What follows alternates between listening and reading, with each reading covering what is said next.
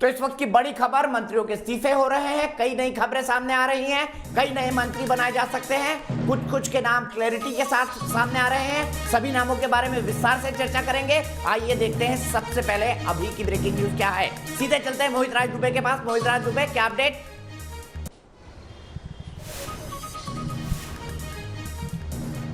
देखिए, प्रधानमंत्री आवास में जो बैठक चल रही थी, नए मंत्री जो बनने वाले हैं उनके साथ प्रधानमंत्री नरेंद्र मोदी बैठक कर रहे थे, वो बैठक खत्म हो चुकी है। एक एक करके जितने भी लोग आए थे सबके सब यहाँ से निकल चुके हैं। उत्तर प्रदेश से एक नया नाम आया है, वीएल वर्मा का, राज्यसभा सांसद है, वो मंत्री बनने जा रहे हैं। न्यूज नेशन से एक्सक्लूसिव बातचीत में उन्होंने कह दिया है कि प्रधानमंत्री नरेंद्र मोदी का धन्यवाद, थोड़ी देर के बाद लिस्ट आ जाएगी और वो शाम को मंत्री पद की शपथ लेंगे। इस वक्त आपको हम सूरत हाल दिखा रहे हैं कि अभी भी गहमा-गहमी लगातार यहाँ पे बनी हुई है। अजय भट्ट थोड़ी देर पहले निकले, अजय भट्ट भी मंत्री बनना तय है। नाग ठाकुर थोड़ी देर पहले निकले थे, उनका प्रमोशन लगभग तय हो चुका है।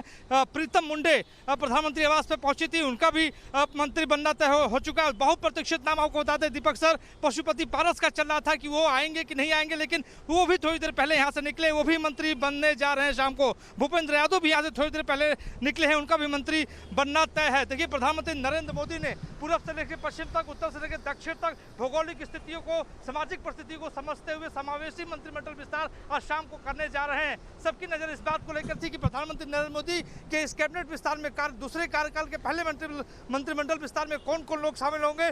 तो जितने लोग भी यहाँ से खासतौर पर निकले, आपको चाहे भूपेंद्र यादव की बात हो, चाहे अजय भट्ट की बात हो, चाहे मीनाक्षी लेखी की बात हो, चाहे वीएल वर्मा की बात हो, चाहे अनुप्रिया पटेल की बात हो, तमाम लोग यहाँ से निकले हैं और तमाम लोग आपको शाम को शपथ लेते हुए नजर आएंगे। अभी भी देखिए कुछ ऐसे नेता हैं जो यहाँ से आपको निकलते हुए नजर आएंगे, आपको हम दिखा रहे हैं। अभी देखिए एक और नेता अंदर से निकलते हुए नजर आ रहे हैं। थोड़ी देर पहले केंद्रीय गृह मंत्री अमित शाह, रक्षा मंत्री राजनाथ सिंह भी यहाँ से निकले हैं। अभी देखिए एक और नेता, देखिए राजीव चंद्रशेखर भी थोड़ी देर पहले यहाँ से निकले हैं। तो और जी किशन रेड्डी भी यहाँ से निकले, तो प्रमोशन उनका लगभग। महाराष्ट्र से देखिए एक नेता यहाँ से जो है निकलते हुए आपको नजर आ रहे हैं। एक और आपको देखिए कि भारतीय जनता पार्टी के तमाम जो नेता हैं अंदर थे, वो यहाँ से निकलते हुए नजर आ रहे हैं। तो एक एक करके नेताओं का निकलना यहाँ से शुरू हो चुका है। कुछ नेता अंदर जो थे और एक और गाड़ी यहाँ से निकल रही है, दीपक जी आपको हम दिखा रहे हैं। इसमें एक और नेता की गाड़ी यहाँ से निकलती हुई नजर आ रही है। तो तमाम जो अंदर नेता थे वो निकलते हुए नजर यहाँ पर आ रहे हैं। और कुछ और नेता भी हैं, आपको बता दें, जिनकी छुट्टी हुई है, जो हम लोग लगातार ये बता रहे हैं कि पुरुषोत्तम रूपाला, आपको बता दें कि पुरुषोत्तम रूपाला भी यहाँ से निकले हैं, उनका भी प्रमोशन लगभग तय मनाजर। आपको फिर से एक तस्वीर हम दिखा रहे हैं। ठीक है, सीधे चलते हैं विकास चंद्रा के पास। विकास चंद्रा के पास कुछ बड़ी ब्रेकिंग न्यूज है। मोहित, आप एक मिनट रुकिए। विकास, बताइए क्या ब्रेकिंग न्यूज है? देखिए, जिस तरीके से 43 लोगों का शपथ ग्रहण होना है, उस हिसाब से अब ये सिर्फ विस्तार नहीं है, पूरा रिहर्स होने जा रहा है। एक तरीके से पूरे मंत्रिमंडल का प्रधानमंत्री मोदी जो है वो स्वरूप बदलने जा रहे हैं। और जो अभी जानकारी दी जा रही है कि लगभग 10 से 12 लोग ड्रॉप किए जाएंगे, जिसमें सदानंद गौड़ा का नाम भी है, डॉक्टर हर्षवर्धन का नाम भी है। 2 लोग अपना इस्तीफा पहले ही दे चुके हैं, अभी और केंद्रीय मंत्रियों का इस्तीफा होना बाकी है। और तमाम जो लोग भी एमओएस इंडिपेंडेंट हैं या जो एमओएस है उनको प्रमोट भी किया जाएगा। लेकिन सबसे बड़ी बात है कि जो इस्तीफे होने वाले हैं उसमें डॉक्टर हर्षवर्धन जैसे वरिष्ठ और सदानंद गौड़ा जैसे वरिष्ठ का भी नाम दीपक जी आ रहा है। तो इससे साफ जाहिर हो रहा है कि परफॉर्मेंस के आधार पर जिनके भी परफॉर्मेंस ठीक नहीं रहे हैं या जो एक उम्र के को पार कर चुके हैं, उन सब लोगों को इस बार ड्रॉप करके उनके जगह पे नौजवानों को लाया जाएगा। जी ठीक है, तो अभी तक कौन कौन से नाम क्लियर हैं जो प्रधानमंत्री से मिले हैं? विकास जी, अभी तक प्रधानमंत्री से अगर मिलने वालों की बात दीपक जी की जाए तो एक कह सकते हैं कि एक जो यहाँ अभी तक जो पहुंचे इनके यहाँ प्रधानमंत्री के यहाँ, उसमें खासतौर पर ज्योतिरादित्य सिंधिया, सदानंद सोनोवाल, भूपेंद्र यादव, अनुराग ठाकुर, मीनाक्षी लेखी, अनुप्रिया पटेल, अजय भट्ट, शोभा कराजले, सुनीता दुग्गा, भारती पवार, शांतनु ठाकुर, नारायण राणे, कपिल पाटिल, पशुपतिनाथ पारस, आरसीपी सिंह, जी किशन रेड्डी, अनुराग ठाकुर, पुरुषोत्तम रूपाला, ये तमाम ऐसे चेहरे थे जो आज प्रधानमंत्री आवास पर मौजूद थे। और इसमें से जो जैसे पुरुषोत्तम रूपाला की अगर बात करें या जी किशन रेड्डी की बात करें, अनुराग ठाकुर की बात करें, तो आरके सिंह भी यहाँ पर आए हुए थे, आरके सिंह भी मौजूद थे। तो इन लोगों की मौजूदगी से साफ दिखाता है कि इन लोगों का प्रमोशन इस मंत्रिमंडल विस्तार में होने जा रहा है, क्योंकि ये पहले से मंत्री है लेकिन इस बैठक में मौजूद थे। तो इसका सीधा सा अर्थ है कि इन लोगों को प्रमोट प्रधानमंत्री करने जा रहे हैं। खासतौर पर आरके सिंह की बात कर लें या जी किशन रेड्डी, पुरुषोत्तम रूपाला जैसे नेता यहाँ मौजूद थे। जी, डॉक्टर हर्षवर्धन को हटाए जाने का कारण? डॉक्टर अगर हटते हैं तो जी, अगर डॉक्टर हर्षवर्धन हटते हैं तो उसके लिए सबसे बड़ी वजह बताई जा रही है कि कोरोना के दूसरे वेव में जिस तरीके से स्वास्थ्य मंत्रालय को काम करना चाहिए था, उसके कामकाज से प्रधानमंत्री संतुष्ट नहीं थे और कोरोना की दूसरी लहर के दरमियान ही उन्होंने डॉक्टर हर्षवर्धन से अपनी बातें कही थी और एक तरीके से अपना विरोध दर्ज करा दिया था। तभी उसी वक्त से ये बातें लगने लगी थी कि शायद आगे जब मंत्रिमंडल विस्तार हो तो डॉक्टर हर्षवर्धन को भी ड्रॉप कर दिया जाए। तो हर्षवर्धन भी इस बार ड्रॉप हो सकते हैं, उनकी जगह पर किसी दूसरे व्यक्ति को वो मंत्रालय दिया जा सकता है, दूसरे व्यक्ति के हाथ में कमान दी जा सकती है। तो शुद्ध रूप से कहा जा सकता है कि अगर हर्षवर्धन ड्रॉप होते हैं तो ये परफॉर्मेंस के आधार पर ही उन्हें केंद्रीय मंत्रिमंडल से ड्रॉप किया जाएगा। जी, निशंक, देबोश्री चौधरी और साथ ही साथ जो तीसरा नाम आपने बताया जिनके इस्तीफे हो चुके हैं, संतोष गंगवार, इनके इस्तीफे देने के कारण? निशंक की बात की जाए तो निशंक के बारे में भी उनके परफॉर्मेंस से, उनके कामकाज से जो मंत्रालय में प्रधानमंत्री संतुष्ट नहीं थे और एक काफी पहले से बात आ रही थी। और खास तौर पर जब भी ऐसे कोई मौके आते थे और जब कोरोना काल में जब एग्जामिनेशन को लेकर के जब इश्यू आए थे, उस समय भी प्रधानमंत्री ने उन्हें जताया था और बोला था कि स्थिति मैनेज नहीं कर पा रहे हैं। तो जो लोग अभी तक जो नाम सामने आए, चाहे निशंक का नाम आया हो, चाहे देबोश्री का नाम आया हो या फिर संतोष गंगवार हो, सदानंद गौड़ा हो, ये सब लोग, ये जितने भी हैं, वो जो मैं जितना समझ पा रहा हूँ दीपक सर की, उसके मुताबिक कि इन लोगों के कामकाज की बहुत गहनता से समीक्षा हुई है और शायद प्रधानमंत्री को लगा है कि इनके जगह पे किसी नए और ऊर्जावान व्यक्ति को लगाया जाए, तभी ये मंत्रालय ठीक ठाक ढंग से काम कर सकेगा। क्योंकि निशंक की भी बार बार शिकायत मिल रही थी और निशंक के मंत्रालय के बारे में कहा जा रहा था कि इनके यहाँ वही होता है जो वहाँ के ब्यूरोक्रेट चाहते हैं, यानी बतौर मंत्री वो वहाँ कुछ कर नहीं पा रहे थे। इस बात की जानकारी प्रधानमंत्री तक बार बार पहुंच रही थी, इसलिए निशंक को भी इस बार इस्तीफा देना पड़ा और वो भी ड्रॉप कर रहे हैं। जी, ठीक है। इसके अलावा कुछ नाम ये कह रहे हैं कि प्रधानमंत्री आवास पहुंच नहीं पाए लेकिन शपथ विधि में पहुंचेंगे, ऐसे कुछ नाम सामने आए? जैसे अभी बार बार जैसे फिर भी मैंने जानकारी जुटाने की मैंने कोशिश की तो लोगों को बताया ही जा रहा है कि उत्तर प्रदेश के एक दो नाम हो सकते हैं। बिहार के सुशील मोदी का नाम अभी भी लिया जा रहा है।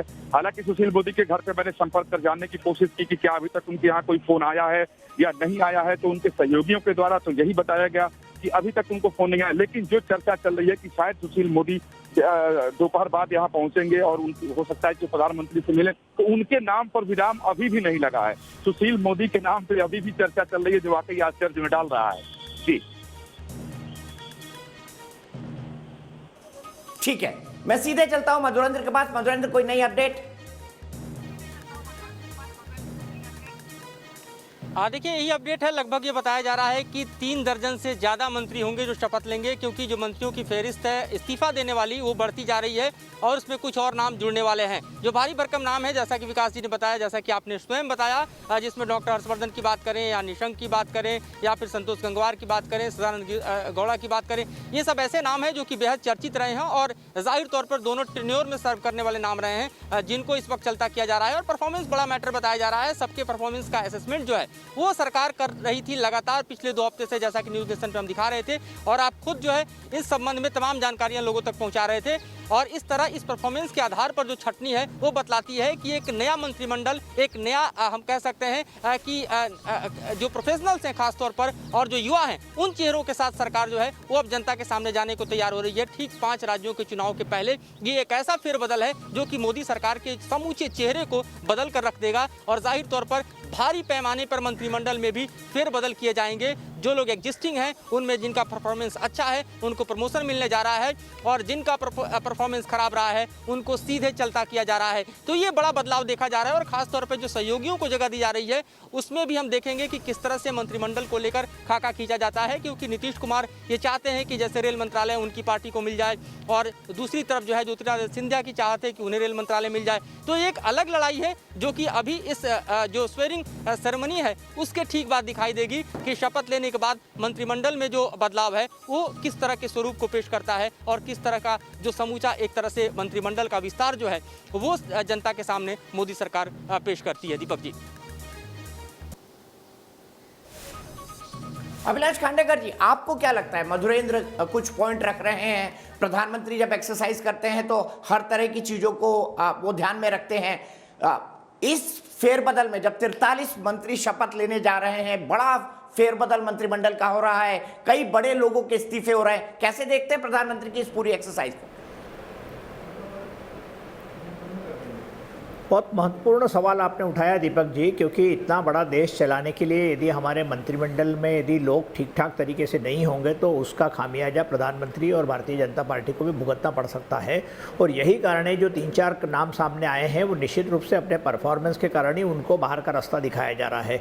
तो ये जो नया मंत्रिमंडल का विस्तार है, मुझे नहीं लगता है पूरा आमूलचूल परिवर्तन करने जा रहे हैं प्रधानमंत्री। और उन्होंने देखा है कोरोना काल के कारण जो समाज में और जिस तरीके से राजनीति में बदलाव आया है उसके चलते वो चाहते हैं कि युवा लोगों को आगे बढ़ाकर उनसे ज़्यादा से ज़्यादा काम लेकर देश को, जिसका जो उनका नारा है सबका साथ सबका विकास, उसके ऊपर पिछले कुछ दिनों में हमने देखा है कोरोना काल में भारतीय जनता पार्टी की केंद्रीय सरकार की बहुत आलोचना हुई अलग अलग मुद्दों को लेके, मूलतः ऑक्सीजन की कमी हुई या बाकी दीगर। तो अब निश्चित रूप से भारतीय जनता पार्टी को परफॉर्मेंस देना पड़ेगा। 2023-24 कोई बहुत ज़्यादा दूर नहीं है। तो मुझे लगता है जो नए मंत्रिमंडल में जो नए चेहरे सामने लाए जा रहे हैं उनको परफॉर्मेंस देना पड़ेगा। और जिस तरीके से आपने देखा होगा कि मोदी जी बहुत अलग सोचते हैं। जब हरदीप पुरी को जब मंत्रिमंडल में लिया गया था तब हरदीप पुरी किसी भी हाउस के मेंबर भी नहीं थे, फॉरेन सर्विस के सीनियर मेंबर थे और किसी ने नहीं ये सोचा था कि उनको अर्बन डेवलपमेंट मिनिस्ट्री दी जाएगी। तो अलग अलग चीज़ों से अलग अलग समीकरण और अलग अलग जो उदाहरण वो सामने पेश करते हैं उससे पता लगता है कि मोदी जी बहुत कुछ अलग सोचते हैं और वो कल का सोचते हैं। आपको जैसे मालूम होगा, आपने खुद ने देखा है कि जब उन्होंने मार्गदर्शक मंडल बनाया था पिछली बार और सीनियर मिनिस्टर को बाजू किया तो काफ़ी आलोचना हुई थी, लेकिन उन्होंने सेकंड लाइन के इतने नए मंत्रियों को और इतने मुख्यमंत्रियों को तरजीह दी, जिससे पता लगता है कि भारतीय जनता पार्टी को अगले 20 साल तक तैयार करने की जिम्मेदारी भी मोदी जी ने बहुत अच्छी तरीके से निर्वहन की है। और मुझे लगता है ये जो युवा चेहरे इस मंत्रिमंडल में अब दिखने जा रहे हैं वो भी उसी का रिफ्लेक्शन है या उसी का, जिसको हम कह सकते हैं सोच का एक उसका दर्शन इसमें होने जा रहा है।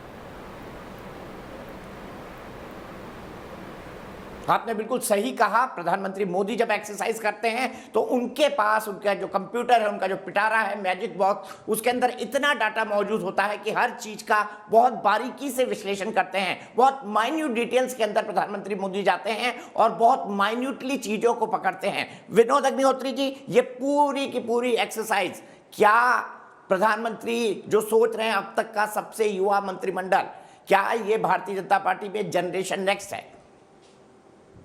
देखिए, प्रधानमंत्री नरेंद्र मोदी ने जब से सत्ता संभाली है 2014 से, अगर आप देखिए तो वो एक आगे की लीडरशिप पार्टी के भीतर तैयार कर रहे हैं लगातार। आप देखिए, जब 2014 में मंत्री बने थे, वो प्रधानमंत्री जब बने थे तो वाजपेयी मंत्रिमंडल के कितने सदस्य थे उनके मंत्रिमंडल? सुषमा जी, राजनाथ जी थे और तो कोई मुझे याद नहीं पड़ता जो है वाजपेयी मंत्रिमंडल का कोई सदस्य हो। उसके बाद आज जो है सिर्फ राजनाथ सिंह ही हैं जो पुराने मंत्रियों में हैं। बाकी नितिन गडकरी को आप मान सकते हैं वरिष्ठ नेता है, वो मंत्री हैं। बाकी पूरी टीम जो है ये वो टीम है 2014 के बाद जो नरेंद्र मोदी जी ने तैयार की हो, चाहे वो पीयूष गोयल हो, चाहे निर्मला सीतारमण हो, चाहे स्मृति ईरानी हो, चाहे अमित शाह जी हो। ये सारी टीम जो है आप देखिए ये सब 2014 के बाद की प्रधानमंत्री नरेंद्र मोदी जी की टीम है। अब जो लोग आ रहे हैं, जिनके नाम आप ले रहे हैं, जो हम लोग संभावित जिनसे वो मुलाकात भी कर रहे हैं, ये सारे जो चेहरे जो है ये एक तरह से वही है। हाँ, ज्योतिरादित्य सिंधिया को आप कह सकते हैं जो मनमोहन सिंह सरकार में लगातार केंद्रीय मंत्री रहे हैं, लेकिन अगर उनको एक बड़ी जिम्मेदारी दी जाती है तो निश्चित रूप से एक तरह से उनका भी एलिवेशन होगा। बाकी चाहे पशुपति पारस हो, चाहे नारायण राणे हो, नारायण राणे केंद्र में कोई मंत्री नहीं रहे। इसके अलावा आप जितने नाम आप देख लीजिए वो सब एक तरह से नई टीम तैयार करने की कवायद है। और अब ये मंत्रिमंडल का अब ये विस्तार जो हो रहा है, विस्तार और फेरबदल, ये अब मान के चलिए 2024 की टीम मोदी तैयार हो रही है। 2024 के लिए चुनाव के लिए टीम मोदी तैयार हो रही है। हो सकता है बीच में प्रधानमंत्री का विशेषाधिकार है, कोई थोड़ा बहुत फेरबदल फिर भी करना चाहे कर सकते हैं, कभी भी कर सकते हैं। लेकिन आमतौर पर माना यह जा रहा है कि आधा कार्यकाल पूरा होने के बाद जो शेष आधा कार्यकाल बचा है उसमें ये मंत्री अधिकतर मंत्री जो है वो काम करेंगे और उनको परफॉर्म करना होगा। हाँ, अगर कोई मंत्री परफॉर्म नहीं कर पाएगा, उसे काम को लेकर शिकायत होगी तो कभी बैठाया जा सकता है। लेकिन एक तरह से प्रधानमंत्री जो है ये नई टीम मोदी तैयार कर रहे हैं जो आने वाले विधानसभा चुनावों में भी बीजेपी की जीत के लिए कोशिश करेगी और 2024 का रास्ता भी तैयार करेगी। इसलिए एक तरह से ये आप मान के सकते हैं कि ये नई सेना जो है नरेंद्र मोदी जी की तैयार हो रही है, जो आगे की लड़ाई यानी राजनीतिक लड़ाई है उसके लिए, क्योंकि अब परफॉर्म करना है।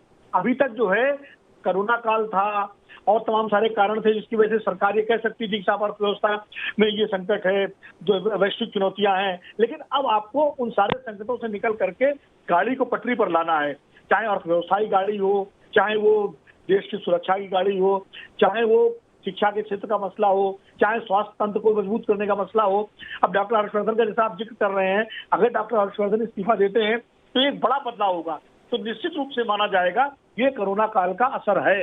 अगर डॉक्टर हर्षवर्धन का इस्तीफा होता है तो, क्योंकि 2-3 क्षेत्र ऐसे हैं जिन्होंने, 4 क्षेत्र, एक आर्थिक क्षेत्र, एक मजदूरों का जो क्षेत्र है रोजगार वाला, दूसरा जो है आपका शिक्षा का क्षेत्र, तीसरा स्वास्थ्य का क्षेत्र, ये कोरोना काल से सबसे ज्यादा प्रभावित हुए हैं।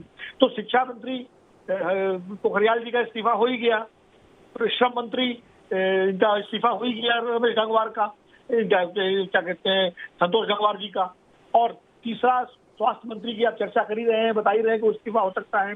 तो कुल मिलाकर के माना जाएगा कि मुझे लगता है कि कोरोना काल को देखते हुए प्रधानमंत्री जी दोबारा अपनी नई टीम बना करके जो गड़बड़ियां हुई हैं, जो कमियां रह गई हैं, जो नुकसान देश को हुआ है, उसकी भरपाई नई टीम के जरिए करने की पूरी कोशिश की जाएगी। इसीलिए नए लोगों को मौका दिया जा रहा है, और आमतौर पर नए लोग जब कोई जिम्मेदारी संभालते हैं और अगर अपेक्षाकृत वो युवा लोग हैं, तो उम्मीद ये की जाती है कि ज्यादा मेहनत करेंगे, ज्यादा विजन से काम करेंगे, उनका सोच थोड़ा जो है पुराने ढर्रे से अलग होता है, और प्रधानमंत्री नरेंद्र मोदी की जो सोच है, जो उनकी शैली है, उसके साथ उनका तारतम्य ठीक से बैठ सकेगा।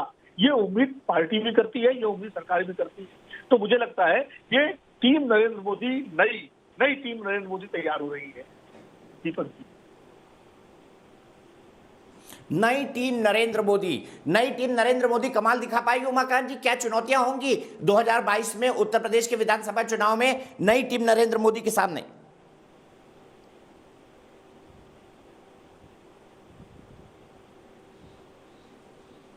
मेजर सर्जरी हो रही है, इस मेजर सर्जरी कहूँगा मैं इसको, क्योंकि अगर 40+ हो रहे हैं तो निश्चित रूप से उत्तर प्रदेश भी इस पर सीधे तौर पर प्रभावित होने जा रहा है।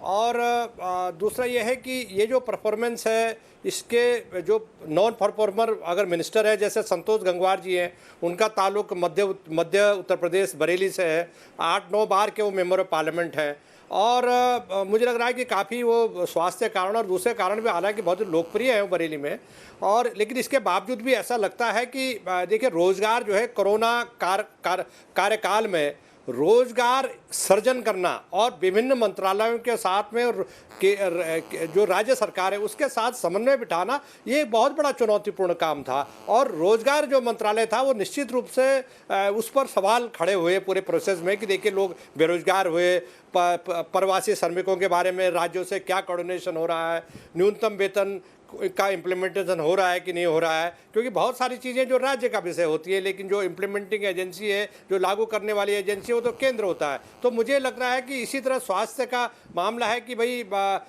कई बार क्या होता है दीपक जी कि आपकी जो कसौटी है वो कठिन समय देखी जाती है, जिससे क्रिकेट का मैच होता है, और जब आप हारने के कगार पर होती है तब कोई अगर खिलाड़ी आपको जिताने के हार को जीत में बदल दे तो उसी को कहते हैं कि वो मैन ऑफ द मैच है। तो मुझे लग रहा है कि मैन ऑफ द मैच की तलाश है मोदी जी को, और दो साल का कार्यकाल जो उनका जो खत्म किया है, उन्होंने बारीक से चीज़ों को देखा है, लोगों पर निगाह रखी है, उनका एक अपना सिस्टम है देखने का। और उत्तर प्रदेश का जहाँ तक आपने सवाल पूछा है कि उत्तर प्रदेश, उत्तराखंड, पंजाब, ये जो प्रमुख राज्य हैं जहाँ चुनाव होने हैं, और यहाँ पर ये एक चीज़ है कि 2022 में के लिए अभी 5-6 महीने ही बचा हुआ है। वहाँ आपको उत्तर प्रदेश में जो हालात हैं, जो वहाँ पर ज़मीनी स्तर पर जो अभी इलेक्शन हुए हैं, बाई इलेक्शंस हुए हैं, भले ही पंचायत चुनाव में जो अप्रत्यक्ष चुनाव उसमें आप जीत गए हैं, लेकिन जो जमीन जब जनता वोट डालने जाती है तो उसमें आपकी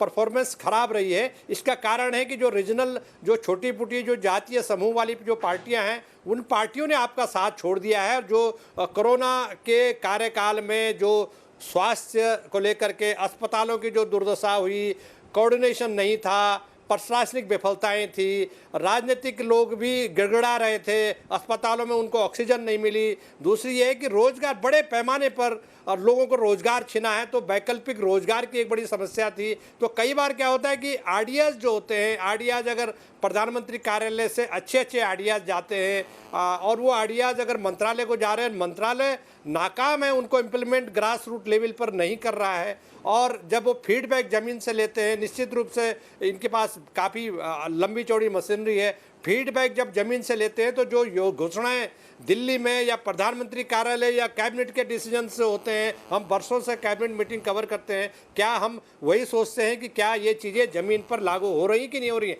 जब ज़मीन पर आम जनता को उनका लाभ नहीं मिलता तो निश्चित रूप से एक रिजेंटमेंट ज़मीन पर होता है। और जब आप चुनाव में जाते हैं, परफॉर्मेंस दिखाने की नौबत आती है और जनता आपसे नाखुशी जाहिर करती है आपके खिलाफ वोट करके, तो उससे एक सजग जो राजनीतिक दल है वो समझ जाते हैं कि ये जो सिस्टम है, ये जो पैटर्न है, इस पैटर्न को जनता स्वीकार नहीं कर रही है, हमें अपना रास्ता बदलना होगा। इसीलिए ये जो मेजर सर्जरी हुई है, इस सर्जरी से कितना लाभ होगा, कितनी चीज़ें बदलेंगी, ये बात बहुत स्पष्ट है, ये बात बहुत साफ है कि मोदी मंत्रिमंडल में ये जो ऑब्जर्वर हैं, जो इंडिपेंडेंट ऑब्जर्वर मोदी सरकार की कार्यप्रणाली को देखते थे, उनका ये कहना था कि इस सरकार में प्रतिभा की कमी है।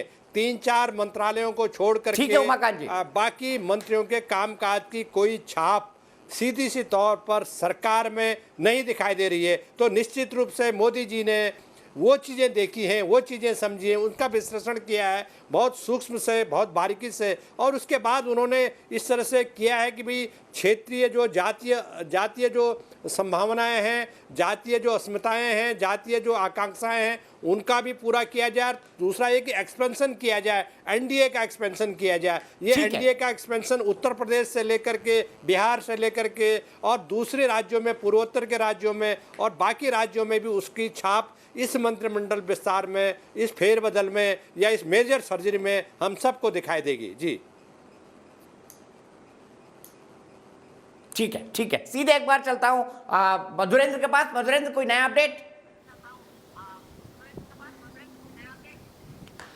देखिए, फिलहाल तो ऐसी कोई बड़ी ब्रेकिंग अभी देने के लिए नहीं है, लेकिन बड़ी खबरों का सिलसिला लगातार जारी है। इन टर्म्स अगर हम बात करें तो जो इस्तीफा देने के फहरिस्त में अगर हम देखें तो जिन नामों के सामने आने के बाद जो चर्चा गर्म हो गई लुटियन में, उसमें यह माना जा रहा है कि खास तौर पे जो बदलाव है उसे सिर्फ और सिर्फ नकारात्मक रूप से देखा जाए या फिर इन लोगों को कोई बड़ी पारी खेलने का मौका भी पार्टी दे सकती है। खासतौर पे अगर हम निशंक की बात करें तो क्या निशंक को संगठन में जगह मिलेगा, क्या डॉक्टर हर्षवर्धन को संगठन में जगह मिलेगा, क्या सर्बानंद सोनोवाल के मंत्री बनाए जाने के बाद जो असम की राजनीति है उस पर भी यहाँ दिल्ली से पैनी निगाह रखने के लिए जिम्मेदारी किसी को दी जाएगी, इसको लेकर भी चर्चा चल रही है। खासतौर पर कर्नाटक की चर्चा चल रही है, जहाँ पर बीजेपी को अपने पैर जमाने के लिए ये देखा जा रहा है कि सदानंद गौड़ा को वहाँ मूव कर के वहाँ की राजनीति में एक दखलंदाजी की जा सकती है। तब ये चर्चाएं गर्म हो गई है कि जिन लोगों को कैबिनेट से बाहर निकाला जा रहा है उनको पार्टी कहां एडजस्ट करेगी और उनको लेकर क्या खाका तैयार किया गया है, क्योंकि इनको लेकर भी एक खाका तैयार पार्टी कर चुकी है और जाहिर तौर पर इनकी जिम्मेदारियां क्या होंगी ये भी तय किया जा चुका है, लेकिन उससे भी पर्दा उठना बाकी है। तो अब ये चर्चाएं काफी जोर शोर से चलनी शुरू हो चुकी है। दीपक जी, ठीक है, फिलहाल लेंगे एक ब्रेक, लेकिन इस बड़ी खबर पर लगातार बने हुए हैं, एक के बाद एक ब्रेकिंग न्यूज आ रही है, हटिएगा मत।